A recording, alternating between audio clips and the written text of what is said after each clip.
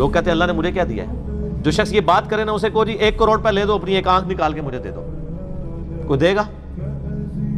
اپنا ایک بازو توڑ کے دے دو۔ تو آپ ذرا 1 کروڑ ساروں کے اوپر لگانا شروع کریں، اربوں کے تو آپ خود ہیں۔ اور یہ تو میں صرف سمجھانے کے لیے کہہ رہا ہوں۔ اس نے کہا جی 25 سال پہلے میں نے اللہ سے رو رو کے ایک بیٹا مانگا تھا، میری بیٹی ہی تھی صرف، اور وہ بیٹا میرے گاٹے فٹ ہو گیا، یعنی وہ نشے میں مبتلا ہو گیا، سارا گھر کا مال اس نے بیچ دیا، مجھے کنگال کر دیا۔ تو میں اللہ سے کہہ رہا ہوں یا اللہ یہ اولاد واپس ہی لے لے۔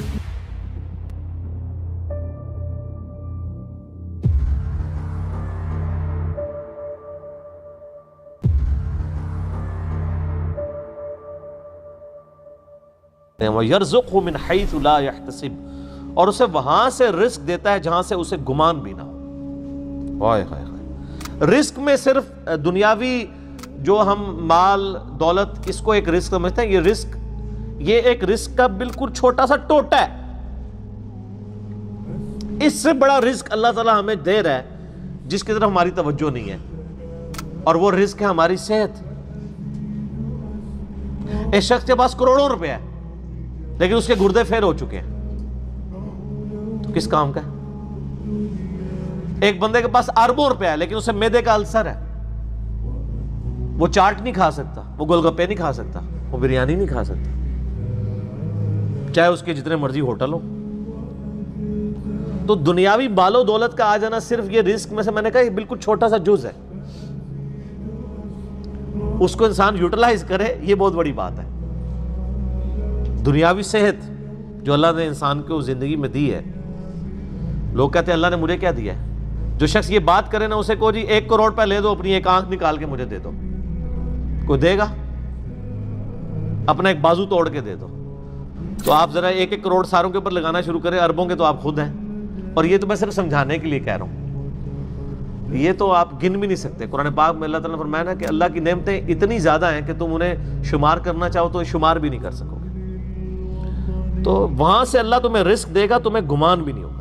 اب رزق کے لیے ضروری نہیں ہے کہ آپ کے پاس مال و دولت اور آپ کے ایسٹس بڑھ جائیں، یہ بھی اللہ تعالیٰ کا بہت بڑا رزق ہے کہ آپ کے پاس جو تھوڑے بہت ایسٹس ہیں وہ سلامت ہیں۔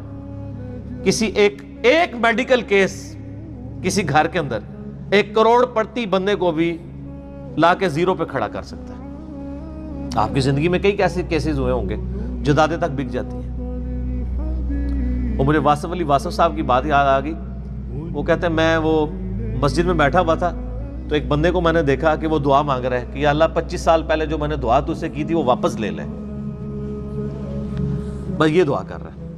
کہتے ہیں وہ فارغ ہوا تو میں نے اس سے پوچھا کیا ہوا؟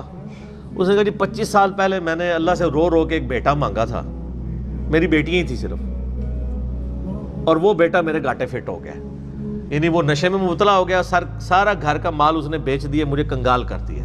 تو میں اللہ سے کہہ رہا ہوں یا اللہ یہ اولاد واپس ہی لے لے۔ تو یہ بھی تو ہو سکتا ہے نا۔ سورہ توبہ میں آتا ہے، اللہ تعالیٰ آتا ہے اپنے جو فاسق و فاجر لوگوں کے بارے میں کہ اللہ تعالیٰ چاہتا ہے کہ ان کی اولاد کو ہی ان کے لیے عذاب بنا دے۔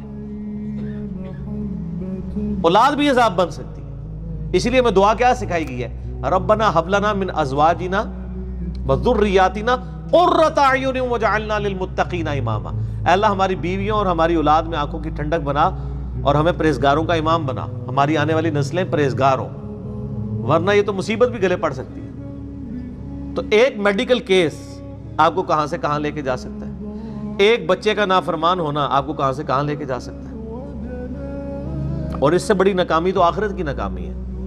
ایسا بچہ بھی ہو سکتا ہے کہ جو آپ کی دنیا تو برباد نہ کرے لیکن آخرت برباد کر دے، اس کی وجہ سے آپ گناہوں میں مبتلا ہو جائے۔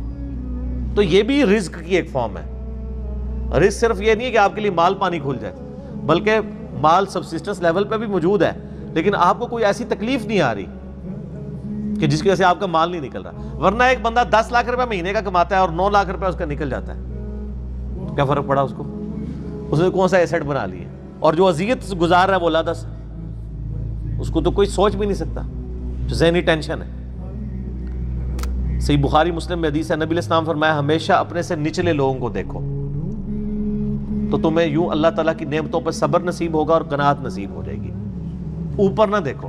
اور پھر بخاری مسلم میں یہ حدیث ہے کہ ابن آدم کے پاس اگر سونے کی 2 وادیاں ہوں، تو وہ خواہش کرے گا تیسری وادی بھی مجھے مل جائے، اس کا پیٹ صرف قبر کی مٹی بھرے گی، والعیاذ باللہ تعالی۔ بخاری مسلم دونوں میں حدیث ہے کہ انسان کہتا ہے میرا مال میرا مال میرا مال، نبی علیہ السلام فرمایا تیرا مال تو وہ ہے جو تو نے کھا پی لیا یا پہن کر بوسیدہ کر دیا یا اللہ کی راہ میں خرچ کر کے آخرت کے لیے محفوظ کر لیا، باقی جتنا مال ہے وہ تو تیرے ورثہ کا مال ہے، تو کہتا ہے میرا مال ہے۔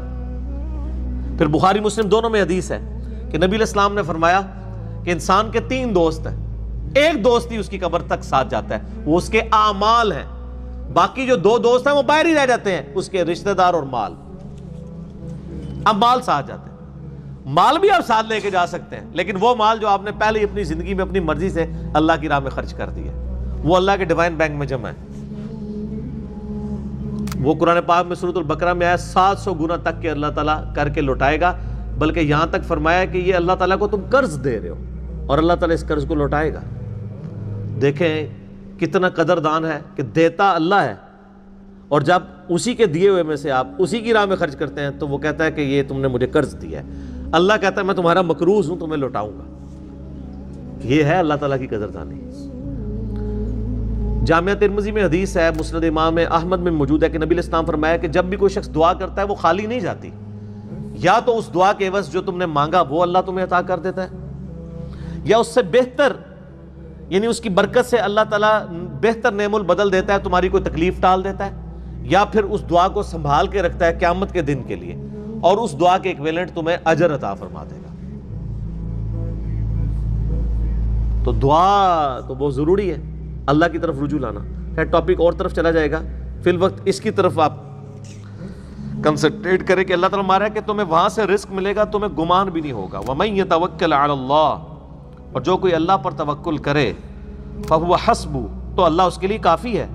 ان اللہ بالغ امری، اللہ تعالیٰ تو اپنا کام پورا کر کے رہتا ہے۔